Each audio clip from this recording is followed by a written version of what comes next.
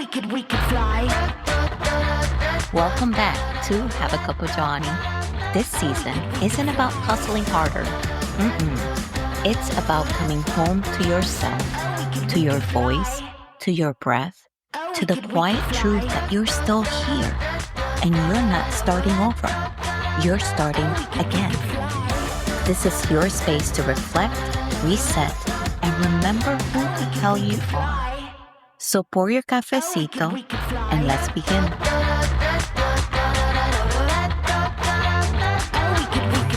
Hello, everyone, and welcome back to Have a Cup of Johnny podcast. This month, I am talking about lessons learned in higher education because September always feels like the fresh notebooks and new beginnings, even for us adults.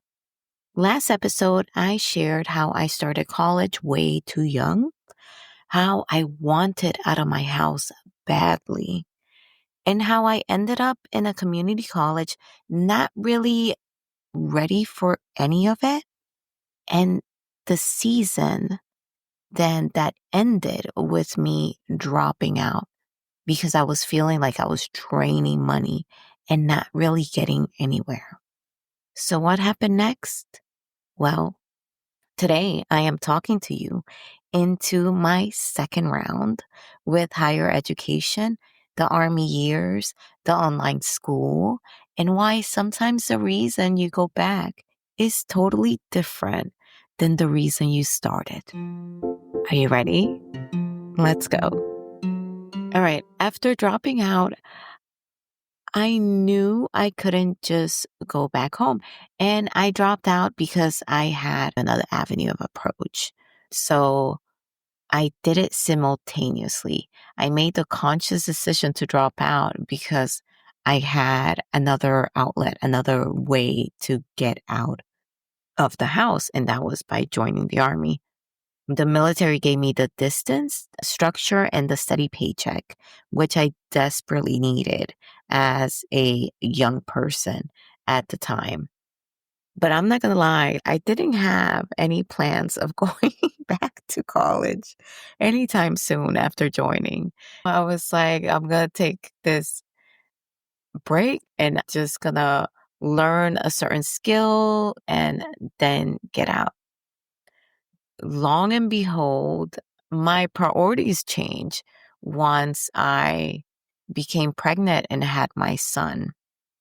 And then I had to look at life a whole lot more serious because now I had this other human being that was fully dependent on me, just on me, because I didn't have his father around. So then when things got serious, I had to look at the Army, which was the environment that I was in, the place that I was in, and started to dissect its rules for promotion, for advancement, because I needed the money I needed now to provide for another human being. And that's not something that I'm going to like bull jive you on, right? I didn't have this like motivation to like, I want to be this leader, I want to like inspire people and all this other stuff. No, my motivation was I needed to get more money because now I had a kid that completely depended on me. And because of that, we got to look at the money situation. Kids need money to thrive, to survive. So I had a very pragmatic view of things. So I was like, how can I earn more money by getting promoted? That was the answer. Then how do I get promoted? That was the next question. Well, by earning points. In the enlisted side of the house, you earn points by doing certain things, going to the board, taking correspondence courses, which I was doing even before I became pregnant and gave birth to my child. But I didn't have a sense of urgency before, right? When I was doing those things, I just knew I wanted to advance, but I wanted to advance at a slower pace because I was just having fun. But then the sense of urgency kicked in. Then I was like, how can I earn more points? Well, you earn more points by getting a degree. And that's the thing, regardless of whether you're an officer or an enlisted, especially if you're an enlisted in certain specialties, like my specialty, that have very high points where you have to have almost all of the points, it requires you to gain a degree. So you don't even have to be an officer. If you're in my specialty, you're going to have a degree. And that's what ended up happening. I knew that I would have to face college again. Once again, not like one of those human beings that dislike the scholarly life. I'm a nerd. I'm a geek. I love reading. I love listening to a professor, to a teacher, giving me instructions and then me putting those instructions into play and actioning it. I've enjoyed that quite a lot my entire life. So I knew that I had it in me and I knew that my love of reading will always help me out in that environment. However, my maturity level was the reason as to why I had to leave college in the first place. I wasn't mature enough to be focused and I didn't have the life skills necessary. And you heard me saying that in the previous episode. And if not, go to that one and listen to that one as well. But I didn't have the life skills necessary. You need basic life skills in order to thrive away from the house, even if it's just a few blocks away from the house. And I didn't have those. Particularly, I didn't know how to make a daily schedule and focus within that daily schedule so that way I can achieve the things that I needed to achieve and the things that I wanted to achieve. And instead, because I've been constricted for so long, almost my entire childhood, really, and young adult years, then what happened was I didn't know what to have with all this time. And all that I wanted to do was have fun, have all the fun I never had during those other years. And there went my focus, and there went me learning how allot time for the things that I need to do to thrive in this new adult life that I found myself in. But, here comes the army, here comes the military that gives you this certain structure, in a way pushes on you, forces you to have a schedule. And then from that being forced on you, it's almost like for me, I don't know other people's experience, it kind of forced me then to create my own based off of the example that the army had given me. So little by little, I was learning and I was gaining the knowledge on how to exercise these life skills because through basic training and then just being in the army, it's like the army forces that upon you. So you're going to learn one way or another. Some people don't ever learn and they end up leaving the military without learning those. And I don't know, I mean, they will have to talk about their experiences on their own. As an outside peeking in, to me, it just seemed as if they didn't fully embrace the system. And that rejection just kept them from being fully in the team. And I'm sure they had their good reasons as to why that happened. For me, I embrace most of it. I do have to say that even to this day, I'm still very quote unquote civilian like because I made a choice even back then when I was highly immature to not lose the parts of my personality that made me me. So I kept some of me within me. But I took what I needed and I learned even more. And then I ended up thriving. But back to getting points. I needed points. I needed to get promoted. Therefore, I needed college. So here I was, full circle. The same girl who had stumbled out of community college was now looking into going back to school, but for a completely different reason. Not because I felt ready, but because I needed to get promoted. I needed the money to support my son. And I was essentially working full time as an active duty soldier. The only thing really that I can do because I didn't want to take away more time out of my life and taking care of my son by going to night classes, I figured that online school will be the one option that would work with me and my lifestyle. Mind you, back then, online school didn't have the respect that it has now. People look down at it quite a lot. It's not so bad right now, but back then, people were like, what? If you tell anyone, particularly outside of the military that you were going to online school, or even people within the military, particularly those that went to brick and mortar schools, and that's how they earned their degree. It was like, oh, you're going to online school? You're getting your degree from an online college. It almost seems like they were saying you're getting your degree from a Jack in the Box or something like that. But I was like, once again, I was a reader, I am a reader. I'm a nerd. I thrive when it comes to reading and dissecting information in that form. So I made a pact with myself. And looking back at my life, there are all these particular moments where I make these pacts with myself, and then it ends up being kind of like life changing, these like pivotal moments there. And sure enough, here I made a pact with myself. I was like, I will read everything that the professor gives me to read. I will read all the pamphlets, all the textbooks, all the lectures, all the notes. I will take notes and I will be like a sponge to where when I get this degree and people test my knowledge, they won't know that it came from an online college. That was the pact that I made with myself. I knew that I had missed my chance to go to a brick and mortar school. I knew that I was in this point in my life where I needed to advance in order to earn more money so that way I can take care of my son. I knew the only way to do that was through going to college. And the only way I could go to college was to go online. So I made this pact with myself in order to thrive in that environment as well and make the most out of it. And it was almost as if I was trying to correct what I had done in the past with the resources that I had in my present time. So that's what I did. No skipping, no shortcuts.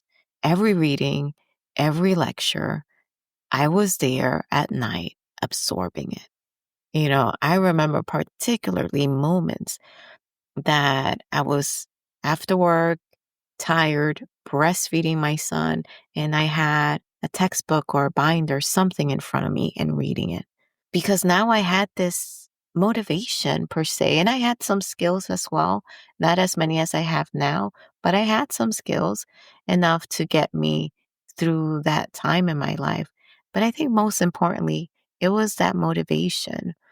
And I tell my son this, and I don't think he understands how serious I mean it, but he became kind of like that beacon, that motivation that I needed to be the person that I am today. And I don't know if that's how it is for other moms or other parents, but without him, I don't think I will be where I am right now. I was meant to have my son. And I truly believe that. And I tell him that in almost every birthday card I write. I don't think he understands, but he is the motivation that I needed. He is my motivation that keeps me going. And I had that responsibility and I had this opportunity once again, just in a different form. And I wasn't about to waste it, not this time around. So I earned my associates, and it was an associate's of whatever I could compile with the classes I had taken before and the degree that I hadn't finished before because I had dropped out of college. So I took that, brought that in, and then melded into whatever I took. And I ended up having a justice administration associates with that. All completely online. And then came my bachelor's, and I did the same thing, right? Rolled over that associate's, took a few classes at this time. Something that I hadn't shared with you was that I was still stuck on nursing classes. I really thought I wanted to be a nurse. Really, I listened to my mom and her counsel to me that this was something that I was naturally good at. Also, the nurses at the hospital, when they saw me taking care of my grandma, told me that. So, those voices, right? And I was young, I was really impressionable. So, it was easy for me to, not knowing myself, to believe somebody else telling me who I was. So, and I listened and I went with it. So even while going online school, trying to achieve my bachelor's this time around, I was also going for a nursing degree this time around. But there was still something in the back of my mind, that said that this was not for me. And when you don't listen to that, like life just keeps throwing rocks at you until you get it. And that's what essentially happened with this nursing degree because it's like I kept hitting a wall time and time and time again when it comes to it. First of all, you can't wholly finish a bachelor's in nursing completely online. So I got like 3 years worth of it. But then it came a time when I needed to go to practicals. And guess what? I couldn't because now we're deploying. you know? And my commander was like, no, I can't let you go just so you can finish this degree. You gotta deploy with us. We need you here. And there goes that.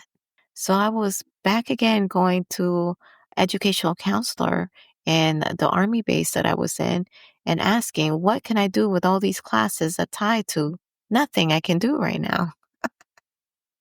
Which was a mixture of justice administration and a lot of natural sciences, and nursing classes.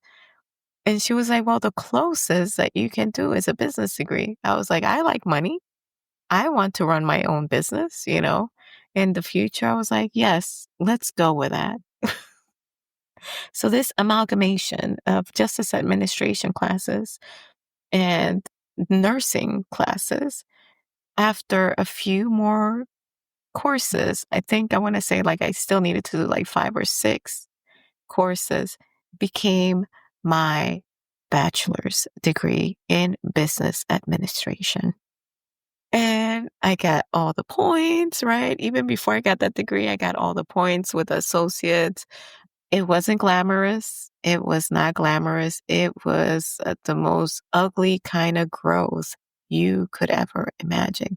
It was like I was doing the low crawl in a cave that was muddied. That's how it looked. But here's what I learned. Sometimes you need an external motivator to push you back onto that path. And for me, it was my son. It was my son, and realizing I have this entire human being now that is solely depending on me. So now I need to provide. How do I provide? I figured out it was through more promotion points and getting promoted, and boom, that was the spark. But what kept me going wasn't the army, it wasn't more promotions. It was me. It was that discipline that I built, the focus that I finally found, and the realization that I could succeed at something, even if I had once failed at it. And I think that's the lesson here, the important lesson for anyone listening. The reason you go back to school or go back to anything you have once failed doesn't have to be perfect. You don't even need a noble reason. As you can see, I needed more money. It just has to be enough to get you started. The rest comes from what you build in yourself along the way. So, vasitos, this is my second chapter in the story of higher education. As you can see, these lessons are not scholarly tied, but they're tied to life. The army years and my comeback through online school, that's all life. Next time, I'll share how I took education even further, no longer for promotions or paychecks, but for me. And speaking of doing things for me, I want to remind you, listeners, that my novel, The Ordinary Bruja, is officially up for pre order. I'll be releasing it November 1st, 2025. This is the book of my heart, y'all.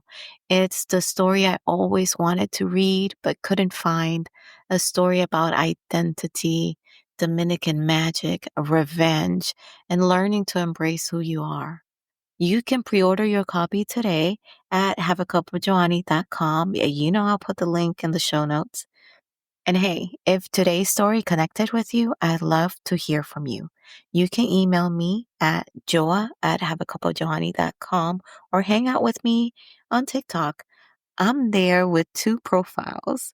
One is at A Cup of Joanny, and the other one is the book Bruja. Or you can hang out with me on Instagram at Have a Cup of Joanny. Of course, I will link all of that in the show notes for you. Until next time, remember, the second chance might just be the one that sticks. You never know. Bye. Oh, we could fly. If today's episode spoke to you, share with somebody who's finding their way back too.